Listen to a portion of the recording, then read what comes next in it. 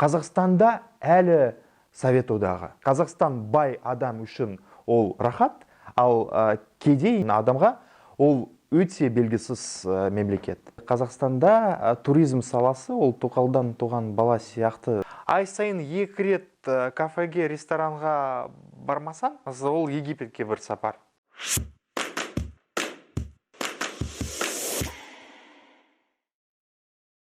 Яков, рахмет бізге уақытыңызды бөліп арнайлап келгеніңізге. Яковты біраздан бері білеміз, блогер ретінде дейміз ба, әлеуметтік желіде біраз белсенді жазып жүрсіз, жақында ғана Египетке барып келдіңіз. Қандай әсерде болдыңыз? Мен өзіңіз білесіз ғой, өзім туралы қаңғыбас блогер деймін. Өйткені мен ешқашан 11 жылдан бері блогинг саласында жұмыс жасаймын. Және бірінші мен Алматыда тұрдым сол кезде. Бірақ Қазақстан туралы ешқандай ақпарат болған жоқ. Сол себебі мен тек қана ауылдар туралы емес, үлкен қалалар туралы ешқандай ақпарат болған жоқ. Википедияда болған жоқ. Сол себебі мен осы ақпаратты табу үшін осы қалаларға, Шымкентке, Семейге, бүкіл қалаларда болдым. Қазақстанның бүкіл аудандарда болдым. Өз қаражатыңызбен, ақшаңызбен, Кейбір өз қаражатыммен, кейбір шақырумен, біріншіден әрине өз қаражатыммен бардым, бірақ содан соң көп ұйымдар шақыратын басталды. Және екінші мақсатым болды әлемді көру. Және жыл сайын мен 10 мемлекетте болдым. Ол биыл әрине бір мемлекет кішкене жоспар өзгерді. Бірақ қаңтарда Египеттен бастадым. Мен үшін өте қызық мемлекет, тек қана демалыс үшін емес.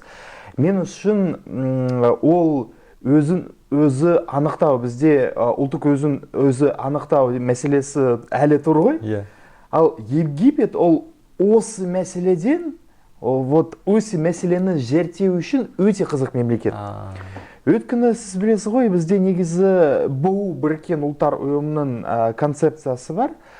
Бір мемлекет. Мысалы, қазақ болса, Қазақстан болу керек. Орыс болса, Ресейде болу керек. Ал араб әлемі ол кішкене басқа. Көп мемлекетте араб тілінде сөйлейді.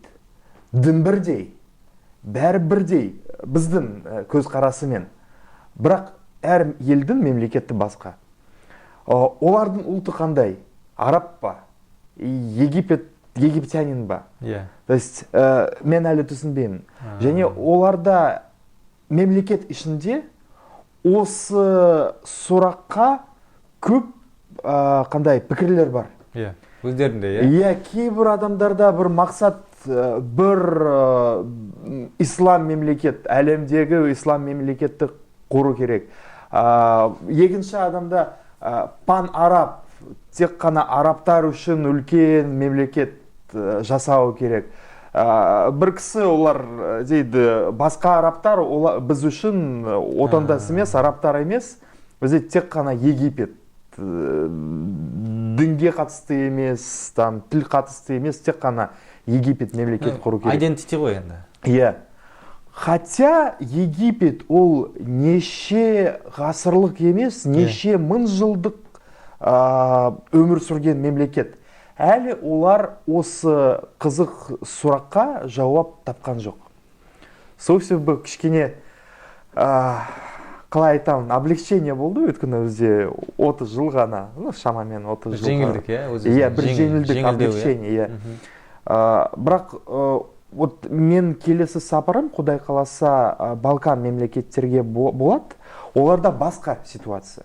Мысалы, тіл бірдей, Сербия, Хорватия, Босния, Черногория бір тілде сөйлейді, бірақ дін басқа. То есть, дінге қатысты ұлтқа бөлінеді.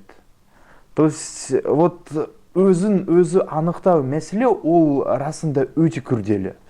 То есть, сол себебі біз басқа мемлекетке қарау керекпіз, осы мәселені зерттеу керекпіз. Сол себебі маған тек қана теңіз үшін емес, осы зерттеу мақсатпен Египетке сапарым өте қызық болды, шын айтсам. Жақсы айттыңыз негізі. Яғни сапарлағанда да бір кәсіби дейміз ба, бір туристік саяхат сияқты, иә, бұнда болмаса бір жаңағыдай мақсатпен бару, иә? Жай ғана жаңағы пляжға түсіп, суға түсіп қайту емес.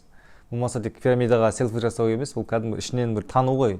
Әр адамды ішінен, елді ішінен білу, иә?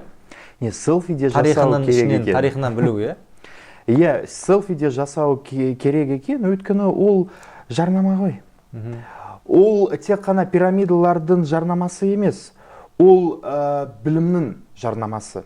Өйткені кейбір адамдар бір ауылдан, бір қаладан шықпайды, ал әлемді, Қазақстанды, әлемді міндетті түрде көру керек. Өйткені әр елдің салты басқа, иттің қарақасқа, әр елдің сабақтары бар. Біз осы орысша айтқанда, чтобы не наступать на одни и те же грабли, біз осы нәрселерді зерттеу керекпіз, менің ойымша. Тек қана мемлекеттік тарапынан емес, әр адам осы қарапайым нәрселерді түсіну керек. Қанша елге бардыңыз жалпы? 57. Неше жылда? Ну, 13-ші жылдан бастадым. 13-ші жылдан, иә? Ондай саяхатқа барған кезде сіздерге қалай жоспарлайсыз өзіңіз? Иә. Тарих жағынан маңызы болу керек деген сияқты, иә? Иә. Екінші, ұйымдастыру жағынан келгенде Қаңғыбас Яковтың қаржысын кім көтереді жалпы? Ұйымдастыру жағынан ол қиын емес. Мысалы, біз Египет туралы сөйледік қой. Египетке 10 күн даже туристік агенттік арқылы алса, ол 200 мың теңгеден басталады. Ол ай сайын неше? 8 мың теңге. То есть ай сайын 2 рет кафеге, ресторанға бармасан, ол Египетке бір сапар. Там 4 рет бармасан, ол Египетке 2 сапар, немесе 3 елге сапар. Сол себебі ол әрине қиын емес. Біріншіден, егер мақсат болса, мен осы мақсатқа жеңіл барам. Ал қалай мысалы жоспарлау, ол интерес арқылы. Кейбір адамдарға табиғат ұнайды. Ол әрине бір нәрсе. Кейбір адамдарға қалалар ұнайды, урбанистика ұнайды. Кейбір адамдарға ыстық климат, кейбір адамға суық климат ұнайды. Мен таңдаймын. Мен кітап, әр мемлекет мен үшін кітап сияқты. То есть кейбір кітапты оқыдым, болды. Екінші рет оқи алмаймын. Кейбір мемлекеттер өте қызық кітаптар сияқты. Мен уже екінші рет ашамын осы кітаптарды. То есть дәл осындай.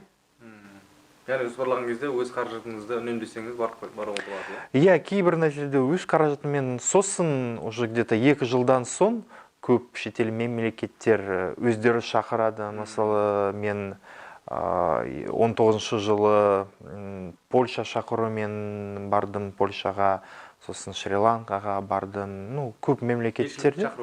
Иә, уже оңтүстік Кореяда шақырумен бардым. Олар өздері шақырады. Өйткені қазір блогерлерде аудитория жақсы, үлкен емес, жақсы деймін. Өйткені кейбір адамдардың мысалы аудитория миллион, бірақ сапа жоқ. Кейбір адамдардың мысалы 1000 болса, бірақ өте сапалы аудиториясы. Көп туризм басқармалар, немесе министрліктер, олар блогерлерді шақырады. Өйткені эффект көреді.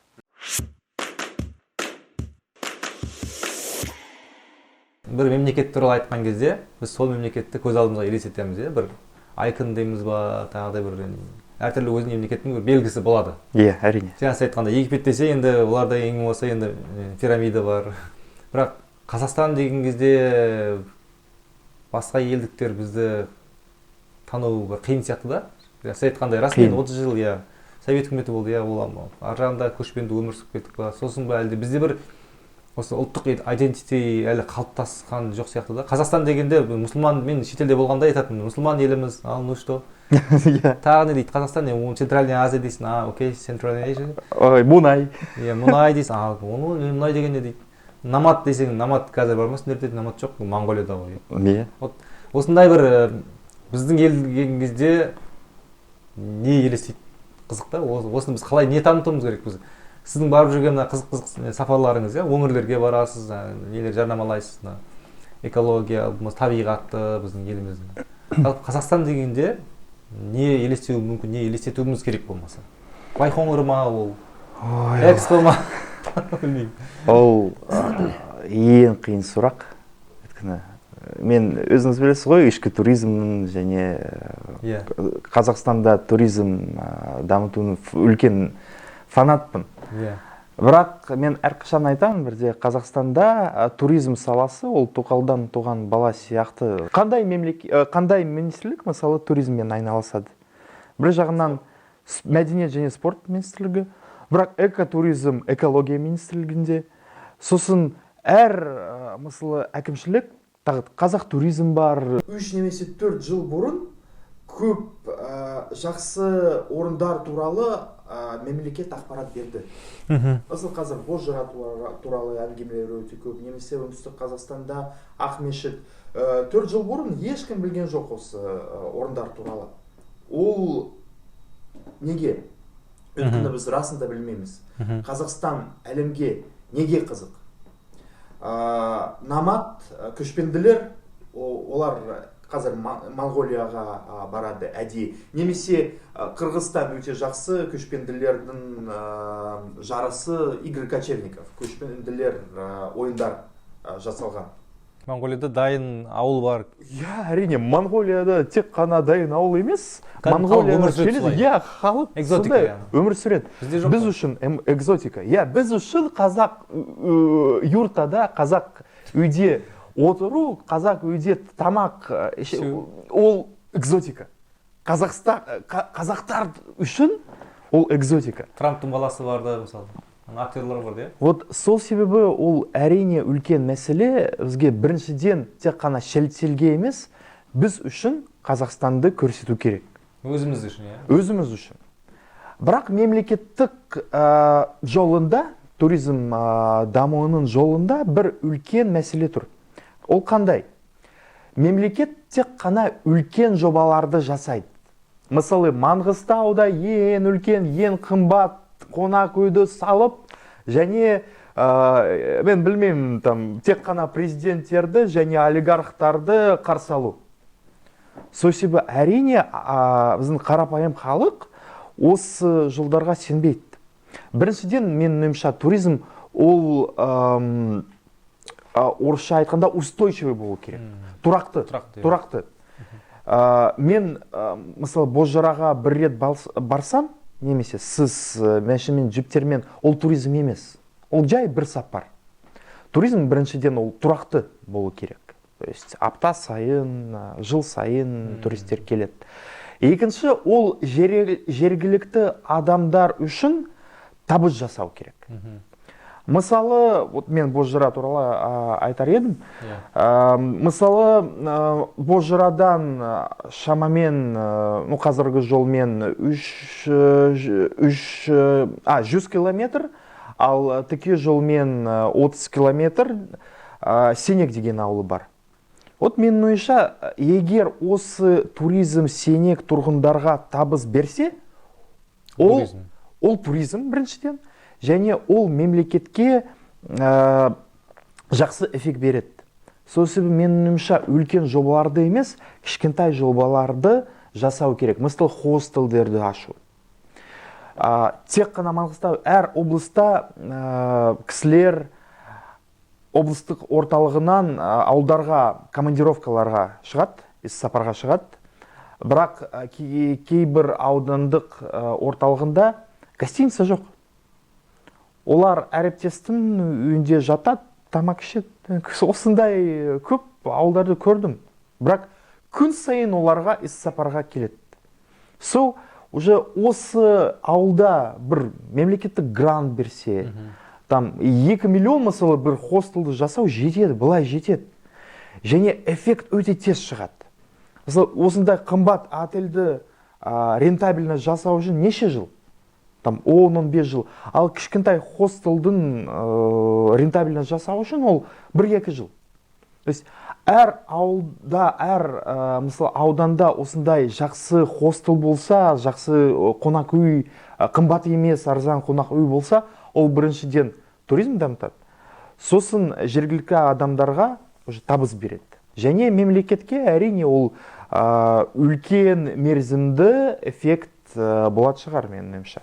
Жақсы, біз енді туризм деп тақырып кішкене басқа жаққа кетіп қалдық, бірақ мен оны кейін сұрайын деп отырғанмын. Вот сол себебі мен осы бағытқа кішкене бұрылдым. Өйткені сіздің сұрағыңыз болды Қазақстан бүкіл әлемге, имидж. Вот Қазақстан бүкіл әлемге ол үлкен жобалар. Бірақ қарапайым адам үшін Қазақстан ол әлі белгісіз терра инкогнита. Вот менің ойымша Қазақстан ол әлі терра инкогнита. Вот біздің қазіргі позиционирование осы. Қазақстан бай адам үшін ол рахат, ал кедей немесе орта деңгей мысалы ақша табатын адамға ол өте белгісіз мемлекет. Тек қана әлемге емес, біздің халқымыз үшін да. Яғни біздің имиджіміз басқа елге имиджіміздің танытуымыз үшін өзіміздің елімізде бір қандай да бір белгі жағынан, қандай да бір образдан дейміз ба, яғни өзіміз ішкі нәрсемізді дұрыстап алуымыз керек. Бізде біріншіден ыңғайлы туризм жасау керек ғой. Менде, мысалы, сенімде досым бар, Арман Машимов. Ол келесі жылы спидкубинг білесіз ба? Ол кубик Рубиктің жылдам тез, тез жасау. Спидкубинг деген спорттың түрі бар. Ол осы спидкубинг бойынша келесі жылы Азияның чемпионатын ұйымдастырады. И ол мемлекеттік тарапынан емес, қатысушылар өз қаражатымен келеді, гостиница бронь жасайды, тамақ алады. Қай қалада болады? Семей қаласында. Мен әдейі, мысалы, букингке кірдім, сосын Hotels.com-ға кірдім. Семейдің бір отель букингте жоқ. Олай, мысалы, букинг қалай жасайды? Бізде, сол себебі, мысалы, көп адамдар сұрайды. Мысалы, Ақтөбеге бару үшін не жасау керек? Мына жерге бару үшін не жасау керек? Неге сұрайды? Өйткені жеңіл жол жоқ. Әр мемлекетте қазір тек қана интернет арқылы бүкіл гидтерді, гостиницаларды, ресторандарды бәрі табуға өте жеңіл ғой. Қазақстанда әлі Совет одағы. Вот сол себебі осы бағытты жасау үшін біріншіден біз қарапайым нәрселерді жасау керекпіз. Ол гостиницаларды, ресторандарды интернетке кіргізу, сосын инфраструктура жасау, жақсы әжетханаларды жасау. Содан соң әрине осындай жауапкершілікті органдарда уже позиционирование туралы ойлау үшін уақыт болады. Қазір олар тек қана осындай рутинада жүр. Вот сол себебі қазір мысалы бизнеске және шағын бизнеске жол беру керек, менің ойымша. Тек қана үлкен жобалармен біз туризм жасамаймыз. Жақсы, түсіндім. Туризм туралы сұрақ көп, оны артынан қойсам деп ойлап отырғанмын. Бірақ жақсы жауап бердіңіз, жаңағы елдің имиджін көтеру, елдің имиджін басқа жаққа таныту дегенде қана біз үлкен ұраншыл нелерді ғана көрсетеміз да, жобаларды, қалғандары төмен негізі жасау керек нәрсе жасалмай қалады. Сосын маған ұнамайды, біз тек қана шетелдерге имидж жасаймыз, өзімізге ешқандай имидж болады дейді. Жоқ, болмайды. Біз үшін жақсы нәрселерді жасау керек. Тек қана қонақтар үшін емес, біз үшін жасау керек. Мысалы, Түркияда мынандай нәрсе бар ғой, түріктер енді туризмнен алғаш кеткен ғой, өте дамыған, иә? Мысалы, мен таңғалатыным, мысалы, Түркияның өздеріне сондай имидж жасағаны, білмеймін қалай жасағаны, мысалы, кассирінің мантысы дейді, жаңа Коняның бірдеңесі дейді, ана жердің талқаны, мына жердің сөгі деген сияқты, бүкіл аймаққа өзінің бренд қалыптастырып тастаған да. Мен ойлаймын, оны арнайлап, соны бизнеске жасаған. Өткені шағын бизнес жасайды, мемлекет емес, шағын бизнес. Бізде мысалы қараңыз, шетелдік каналдарда біздің жарнамамызды көрдіңіз бе? Тек қана Қазақстан. Ал Қазақстан үлкен ғой. Кейбір адамдар әдейі таулар үшін келеді. Кейбір тек қана мысалы Байқоңыр үшін келеді. Сол себебі басқа мемлекеттерде қалалар бір-бірімен бәсеке бар. Сіз дұрыс айттыңыз, Анталия мен Кони, Анталия мен білмеймін, Стамбул мен Алания мен Памуккале, әр регион, әр аймақ бір-бірімен бәсекелеседі. Сондықтан жаңағыдай қылып жасаған. Бізде осындай нәрсе керек. Талдықорған мен Алматы, Тараз мен Шымкент. Бір жағынан бізде бірдей мемлекет керек, бірақ осындай нарық, туризм нарығында әрине конкуренция керек Қазақстанда. Сол себебі шағын бизнес өздері жақсы позиционирование жасайды, өйткені олар біледі, қандай позиционирование табыс беретін. Әрине Түркияда осындай бизнеске жағдай болған, ал Қазақстанда шағын бизнеске өте қиын, өйткені олар мемлекетпен бәсекелеседі. Ал мемлекеткен бәсеке ол утопия ғой. Әңгімемізді туризмнен кішкене бұра тұрайық. Мына әлеуметтік желіде, сіздің барлық жасап жүрген жұмыстарыңызды көріп отырамыз, жақсы оқимыз. Жалпы мына кейбір қоғамдық мәселелерге сіз үнсіз қалмайсыз, жазып жүресіз, әртүрлі тақырыптарға. Жалпы мына көбіне конформистік көзқарас дейміз ғой, қойшыде отыра беретін топтар да бар бізде, мысалы. Осының себебі не, жалпы осыдан қалай шығу керек адамдар, жалпы? Неге біз көбіне немқұрайлы дейміз ғой? Жарайды, Яков жазады ғой деген сияқты, мысалы, мәселелердің бәрін деген сияқты. Неге осылаймыз біз көбіне? Жалпы ол адами психология ғой. Егер мысалы адамға жақсы болса, пәтер бар, тұрақты жұмыс бар, бала-шаға қарын ашық емес, олар ешқандай басқа адамдардың мәселеге қызықтырмайды. Ол расында сондай мәселе бар, өйткені біз бір жағынан Қазақстанда отбасылық немесе басқа достармен қатынас өте жақсы екен. Бірақ қазір ол тек қана бір тобының интерестерді қорғау үшін жұмыс емес, өмір сүреді халық. Ол расында өте үлкен мәселе, өйткені бізде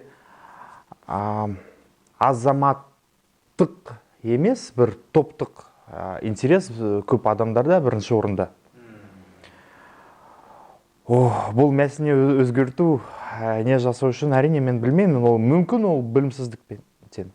Көп мәселелер ол білімсіздіктен. Өйткені тек қана осы мәселе емес, осы конформизм емес, осы Қазақстанның қоғамды өте көп топтарға бөліну дәл осы себептен. Мысалы, көп адам осы бір қаладан шықпайды және басқа адамдардың мәселені білмейді ғой, сол себебі оларда көп стереотиптер бар.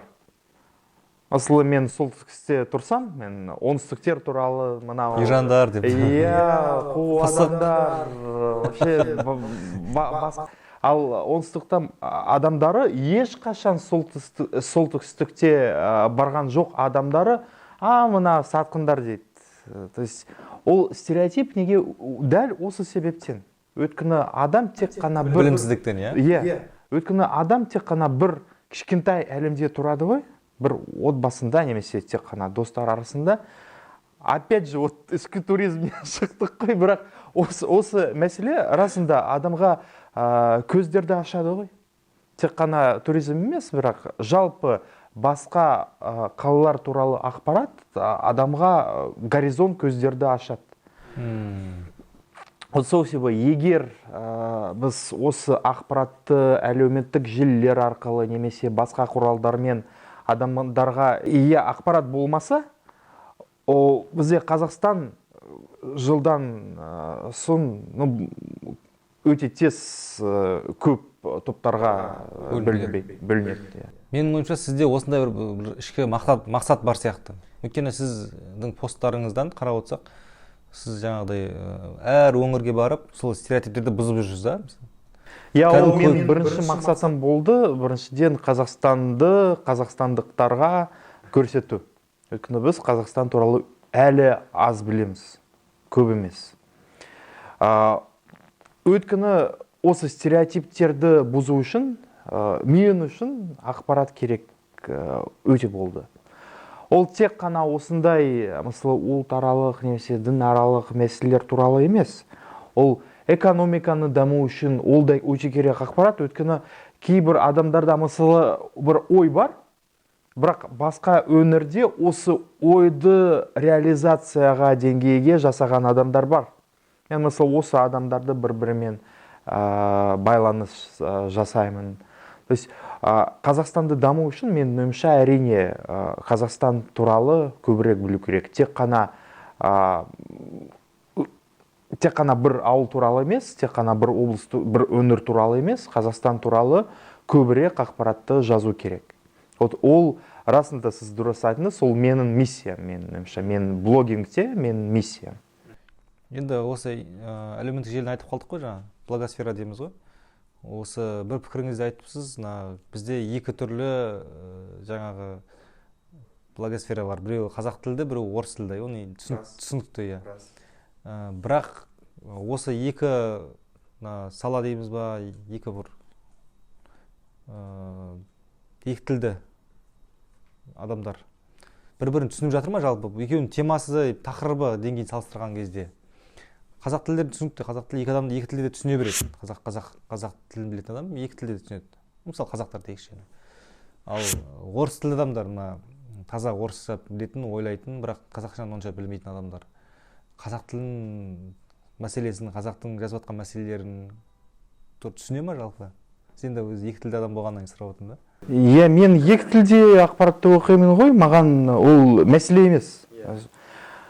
Бірақ әрине орыс тілділер, тек қана орысша түсетін адамдар, олар қазақша ақпаратты алмайды, өкінішке орай. Бірақ қазір Фейсбукта не жақсы, автоматикалық түрде аударады. Сол себебі кейбір адамдар уже осы ақпараттық заманда тұрамыз ғой. Қазір, мысалы, 2-3 жылдан кейін, ол, мысалы, менің ойымша, басқаша болады. Өйткені әр адамның біз тек қана Қазақстан ішінде емес, бүкіл әлемнен ақпаратты өте жеңіл аламыз 2-3 жыл бұрын. Бірақ мәселе тек қана тілде емес, менің ойымша. Өйткені көп стереотип емес, көп әлеуметтік жағдайлар бар. Мысалы, кейбір өңірлер тек қана қазақ тілді. Ал көп бақтардың, көп газеттердің, теледидардың бас редакторлар орыс тілді. Сол себебі мына, мысалы, осы өңірлердің мәселелер осы бақтарда көрсетпейді. Менің ойымша, ол үлкен мәселе. Тек қана пайдаланушылардың емес, ал төртінші биліктің мәселесі. Өйткені олар бірінші билікке осы ақпаратты көрсету керек. Сол себебі менің ойымша, қазіргі журналистер және қазіргі, қалай айтам, ньюсмейкер емес, трендсеттерлер дейді ғой, лидер общественного мнения. Менің ойымша, міндетті түрде екі тілді болу керек. Өйткені бөлінбеу үшін, осындай екі тілді адамдар әрине әр өмірдің, әр адамның мәселелерді түсінеді ғой. Сосын бізде тағы бір мәселе бар. Мысалы, неге бәрі бөлек? Өйткені теледидарда бір бағдарлама. Бұл бағдарлама да тек қана қазақ тілінде немесе орыс тілінде өткізеді. Бірақ қазақ тілдерде, мысалы, пікір бір, ал орыс тілдерде басқа пікір. Сол себебі менің ойымша ортақ алаңды жасау керекпіз. Мысалы, аралас бағдарламалар, программалар екі тілде, немесе басқа инструмент. Ал біз әрқашан тек қана бөлінеміз. Қазақ тілі бөлек, орыс тілдер бөлек. Іс-шараларда дәл осындай, осы секция.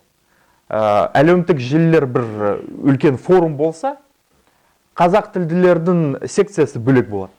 Неге? Қазақ тілділерде басқа мәселелер бар ма? контент жасау орыс тілінде, қазақ тілінде, әр тілінде ол бір нәрсе ғой. Жарнама жасау бір нәрсе.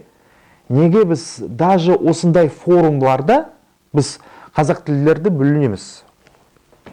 Сол менің ойымша біз тек қана өнер немесе біз тіл бойынша менің ойымша қалай бөлінбеу керекпіз. Ең негізі ол мүдделер. Ал халықта мүдделері бірдей. Ол орыс тілді болса, қазақ тілді болса, біріншіден тамақ ішу керек. Сосын жұмыс табу керек. Бала-шағаға жақсы білім беру керек. Біздің мүдделеріміз бірдей. Қазақ тілді болса, орыс тілді болса, православ болса, мұсылман болса, жақсы, иә. мен білмеймін. Түсінікті енді. Қызылордада да, Астанада да халық бірдей ғой. Бірақ енді бәрібір де мемлекеттік тілді мәселесі деген бар ғой енді. Әлі де шын айтқанда көп жағдай жасалмай жатыр, иә? Оны жасамай жатқан өзіміз де шығар. Сіздің ойыңыз қалай жалпы болған? Мәселе расында бар. Өйткені мен мысалы мектепте 8-ші сыныптан ғана қазақ тілінде үйрендім. Өйткені 1-ші сыныптан 7-ші сыныпқа қазақ тілінің бір сабақ болған жоқ. Бір сабақ болған жоқ. Бар, өтіп жатыр. Өтіп жатыр. Табельде мысалы 5 қойған. Сосын мен орыс мектепте оқыдым ғой, және университетте орыс тілінде. Бізде орыс мектептерде қазақ тілінің үйрену үшін жоспар өте жаман. Ситуативный казахский деген кітабының авторы Қанат Тасибеков өте жақсы жазды. Бізде мектепте мынау ағаш, жасыл, ағашта алма. Бірақ өмірде бізде осындай фразалар керек емес қой. Сол себебі менің ойымша қазақ тілінің методиканың өзгерту керек. Көретін көрермендер, жастар мысалы, олар бір жеке өзінің бір тұлға ретінде дамытысы келеді. Дамытып, өзінің бір әртүрлі жолдармен. Ол уақытын жоспарлау, ол мүмкін, иә, мысалы, дұрыс жоспарлау, алдыға дұрыс стратегиялық план қою деген сияқты. Білімін көтеру, саяхат жасау, жаңа сіз айтқандай, оның ішінде, иә.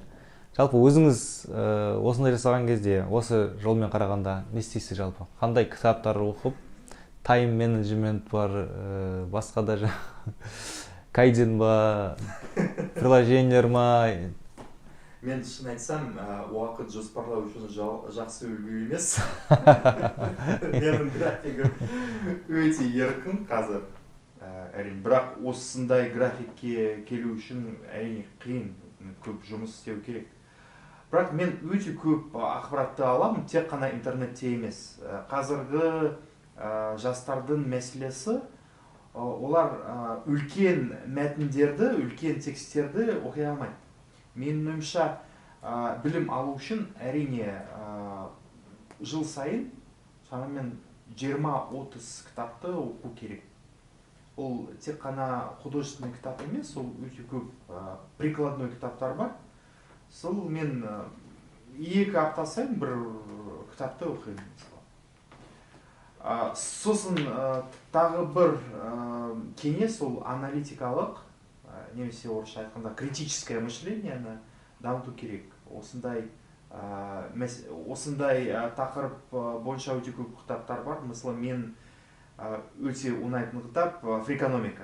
Авторлары Стивен Левит, Стивен Дабнер. Өте жақсы сериясы, өте жақсы көрсетеді. Мысалы, біз әр жаңалықтарды критикасыз Қабылдай береміз. Иә, қабылдай береміз. Статистикаларды. Иә, статистикаларды. Ал осы фрикономикаларда олар көрсетеді осы мәселеге қалай қарау керек. Сосын әрине мен өте көп антиутопияларды оқимын. Мысалы 1984, әрине Джордж Оруэллдың, немесе Замятин, біз, мы, өте жақсы кітаптар. Қазір мен Айн Рэндтің «Атлант расправил плечи», қазақша білмеймін деген кітабын оқимын, өте мықты кітап. Сол тек қана бір кеңес, сол білім алу. Сол менің ойымша, менің өмірімнің образы ол әрқашан осы сұрақта бала болу. Іздену, иә? Иә, ақпаратты табу, білім алу. Яғни жас бала сияқты іздену ғой. Іздену және ашық болу. Бұл не деген сен? Сұрақты көбірек қойып, иә? Иә. Мен әрқашан расында сұрақ қоямын, ақпаратты іздеймін. Бір басшылық қалатын бар ма? Мысалы, кітаптардың тізімін, мысалы, топ 200 кітап, экономика бойынша деген әртүрлі бар ғой қазір. Киноның 200 киносы. Менде сондай тізімдер жоқ. Менде, мысалы, бүгін маған бір нәрсе қызық. Соған байланысты кітап. Мен соған байланысты Википедияға кіремін, немесе кітаптарда. Біз меломанға іліп кетесіз. Ертең басқа тақырып қызық болады. Мен әдейі 10 жылға жоспар қандай кітаптарды оқимын жасамаймын ғой. Билл Гейтс сияқты жүзіндер жазып. Мен Билл Гейтс емес. Может, ты зря. Бірақ мен қызығушылық бойынша, егер маған бүгін бір нәрсе қызық, мен бүгін осы нәрсені оқимын. Сол мен өмірім осындай.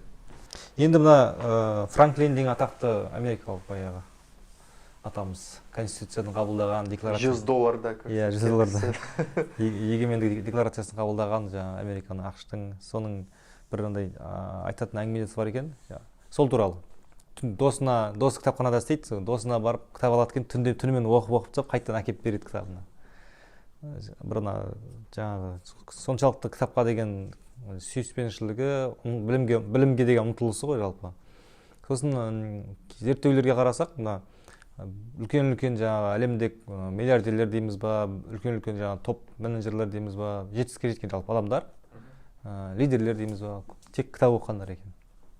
Кітап кім көп оқиды, өзінің тілінде болсын, басқа сол адамның интеллектісі жоғары, сол адамның ойлау жүйесі бәрі басқаша дейді. Әрине, біріншіден ол білімнен басталады. Ал білім ол мектептегі оценкалар емес қой. Білім ол мен үшін керек нәрселерді білу, ол білім. Мүмкін ол олимпиадада қатысқан адамдар емес, бірақ именно білімге жақын адамдар. Енді сол Франклиннің мынадай 13 қағидасы бар екен. Мен өткенде кітаптың бір жерде оқып отырып, өзіме көшіріп жазып алғанмын. Соны Яковтан сұрап көрейінші деп. Сізге енді осы келе ме, келмей ме екен, өзіңіз айтсаңыз, қысқа-қысқа. Франклин айтыпты, кемелдікке жетуге дейді. Кемелдікке жетудің 13 қағидасы бар дейді. Енді ол келіссіз, келіспейсіз, әркім өзі біледі. Артық астан тыйылу дейді. Бізге қиын. Жалпы Қазақстанда өте қиын. Бос сөз айтпау дейді. Бос сөз айтпау әрине. Оны ұстайсыз. Тәртіп сақтау дейді. Менде тәртіп кішкене басқа. Мен айтып, еркін графикпен. Бірақ әрине ішіндегі тәртіпті сақтау керек. Тәуекелге бел буа білу дейді. Келісем. Сіз тәуекелшілсіз, иә? Ысырапшылдықтан аулақ болу дейді. Иә, әрине. Үнемшілсіз, иә? Иә. Ысыраптасың. Иә, мен осындай адам емес. Бар нәрседе. Маған шын айтсам, маған көп ақша керек емес. Маған көп дәу үй керек емес. Егер маған жетсе, болды. Еңбек құмарлық. Ол әр адамға қатысты. Кейбір адамдар мысалы еңбек жасамау үшін біріншіден көп жұмыс істейді, сосын осы еңбектен дивиденд алады. Қазір менің ойымша кішкене өмір басқа. Толық келіспейді. Жақсы. Ой пәктігі дейді. Ойдың тазалығы. Көңілдің тазалығы дейді. Ақ жүрек пе? Ақ жүрек, искренность дейді ғой. Таза ақыл, иә. Әрине осындай ой пәктігі. Таза болуға тырысасыз, иә? Әділеттілік. Қаншалық әділеттісіз өзіңізге, басқаға? Келесем, әрине. Әділеттісіз, иә, сіз? Иә, мен әрқашан әділетті іздеймін. Шектен шықпау. Шектен шығу керек. Иә, жақсы бір саласында жақсы маман болу үшін, немесе жақсы адам болу үшін, әрине шектен шығу керек. Тазалық дейді. Тазалық деген жаңағы жанның тазалығын айтып тұрған шығар бұл жерде. иә, жан тазалықты сақтау керек, бірақ адамдарда шектер вообще болмау керек, менің ойымша. Сабырлысы. О, сақтау керек, бірақ мен аса сабырлы адам емеспін. Кейбір нәрселерден қан қайнайды, шын айтсам. Вот, мысалы, әділетсіздік қарасам, қан қайнайды. Сол себебі әрине сабырлы адам болу керек, бірақ өміріміз осындай.